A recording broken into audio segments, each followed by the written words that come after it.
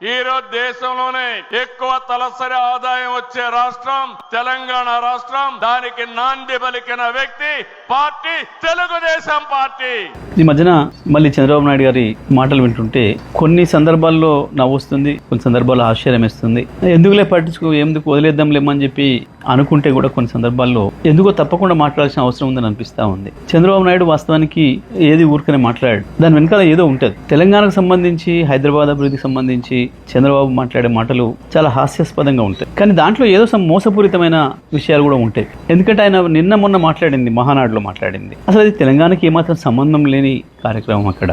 కానీ అక్కడ మళ్ళీ నిన్న మాట్లాడుతూ ఇవాళ భారతదేశంలో తెలంగాణ తలసరి ఆదాయం నెంబర్ 1 ఉంది, కానీ దానికి కారణం నేనే అని మాట్లాడు. పదే పదే హైదరాబాద్ నేనే అభివృద్ధి చేసిన.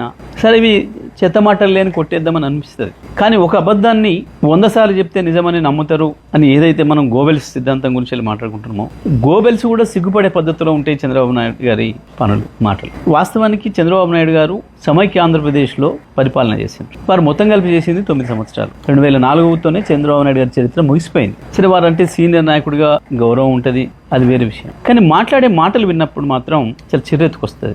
తెలంగాణ వాదులు వాళ్ళదైన పద్ధతుల్లో వాళ్ళు స్పందిస్తున్నారు సోషల్ మీడియాలో. మిత్రులు నిజమే, కొన్నిసార్లు వాళ్ళు పెడుతున్న పదాలు, వాళ్ళు వాడుతున్న పదాలు చూస్తే కూడా కొంచెం బాధ అనిపిస్తుంది. అంత హార్ష్గా ఎందుకు మాట్లాడుతున్నారు మా వాళ్ళు అని. కానీ మీలాంటి వాళ్ళకు అదే సరైందేమో అనే భావన వచ్చేటట్లు ఉంది మీ ప్రవర్తన. ఎందుకంటే 2004లో మీరు దిగిపోయిన నాటికి సమైక్య ఆంధ్రప్రదేశ్ది తలసరి ఆదాయం 25,900, 26,000 లోపు. ఇక ఆ తర్వాత మీకు పరిపాలన సంబంధం లేదు. 2014లో మీరు ఆంధ్రప్రదేశ్ని 5 సంవత్సరాలు పరిపాలించారు.